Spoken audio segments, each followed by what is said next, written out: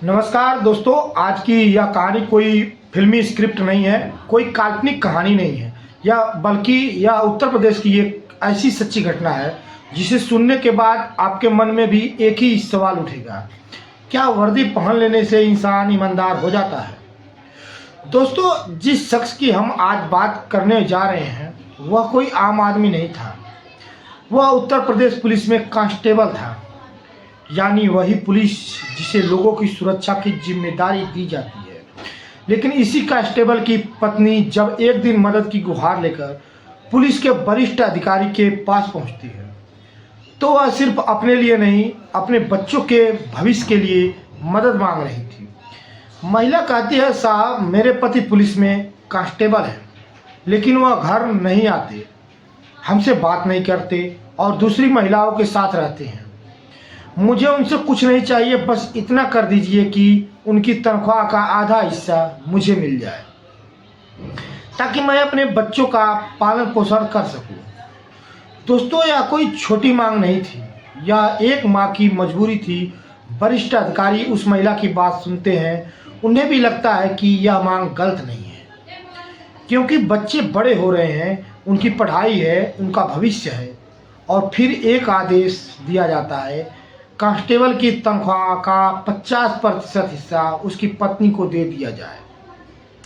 यह आदेश सुनकर महिला को पहली बार सुकून महसूस होता है। वह अपने गांव लौटती है, अपने बच्चों के साथ एक सामान्य जीवन जीने की कोशिश करती है और पूरे मन से अपने बच्चों की परवरिश में लग जाती है। लेकिन दोस्तों, वह यह नहीं जानती थी कि जिस फैसले से उसे राहत मिली है, वही फैसला आगे चलकर उसकी जिंदगी का सबसे बड़ा अभिशाप बन जाएगा। क्योंकि जिस शख्स से वह सिर्फ बच्चों के लिए मदद मांग रही थी, वही शख्स अब कुछ ऐसा करने वाला था जिसकी कल्पना किसी ने भी नहीं की थी। और फिर आती है 29 अप्रैल 2005 की वह रात, जब सुबह जिसने एक दूसरे परिवार की किस्मत बदल दी। दोस्तों, सुबह का वक्त था, करीब 10 बजे के आसपास।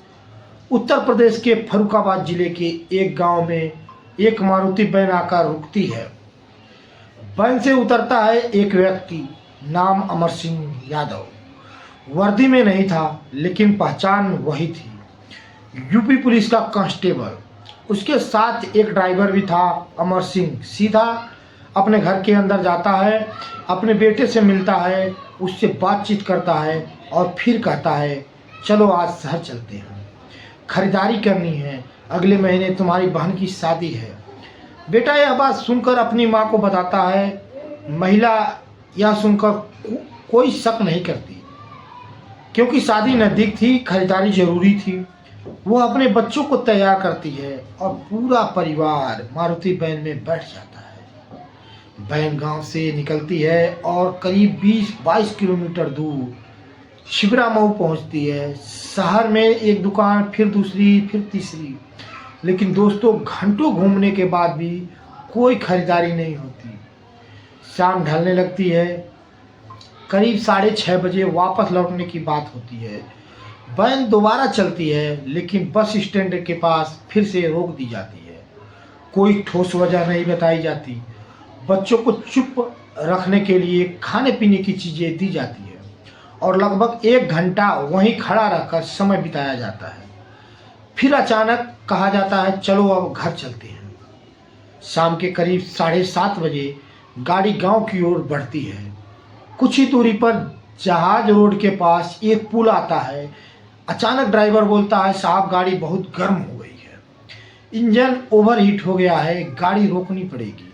वैन सड़क किनारे एक ऐसी जगह रोकी जाती जहां पास में एक गहरी खाई भी थी।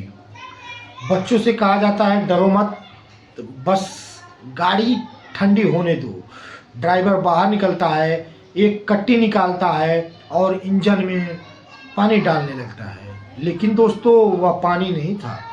अचानक वैन के अंदर एक तेज बदबू फैलती है और अगले ही पल वैन के अंदर चीख पुकार मच जाती है, क्योंकि वह तरल पेट्रोल था। वैन के दरवाजे बाहर से लॉक कर दिए जाते हैं और फिर आग लगा दी जाती है। जलती हुई वैन को हल्का सा धक्का दिया जाता है और वह सीधे खाई में गिर जाती है। अंदर फंसे लोग कुछ समझ पाते उससे पहले ही चारों तरफ आग फैल जाती है। लेकिन दोस्तों, किस्मत को कुछ और ही मंजूर था। दोस्तों, अभी आग ने पूरी तरह विकराल रूप नहीं लिया था। इसी दौरान इत्तेफाक से उस इलाके में गश्त कर रही थी पुलिस टीम का नेतृत्व कर रहे थे इंस्पेक्टर उमाशंकर यादव। जैसे ही उनकी नज़र जलती हुई मारुति वैन पर पड़ती है, वो समझ जाते हैं कि गाड़ी के अंदर लोग फंसे हुए हैं।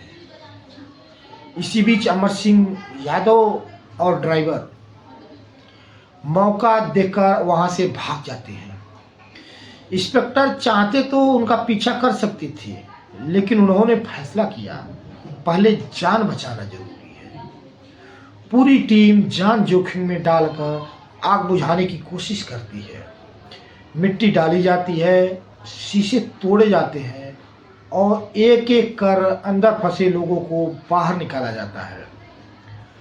सबसे पहले उर्मिला देवी, फिर उनकी बेटी ममता, उसके बाद पूजा, फिर सुधा और अंत में बेटा पंकज। दोस्तों, सभी पूरी तरह झुलस चुके थे। उन्हें तुरंत छिबरा मऊ के प्राथमिक स्वास्थ्य केंद्र ले जाया जाता है, लेकिन हालत गंभीर होने पर हायर मेडिकल सेंटर रेफर कर दिया जाता है। इसी बीच मजिस्ट्रेट और उच्च अधिकारी भी मौके पर पहुंच जाते हैं। अस्पताल में बयान दिए जाते हैं। उर्मिला देवी बयान में साफ कहती हैं, मेरा पति अमर सिंह यादव यूपी पुलिस में कांस्टेबल है, उसके 2 महिलाओं से अवैध संबंध है, इसी वजह से वह हमें खत्म करना चाहता था।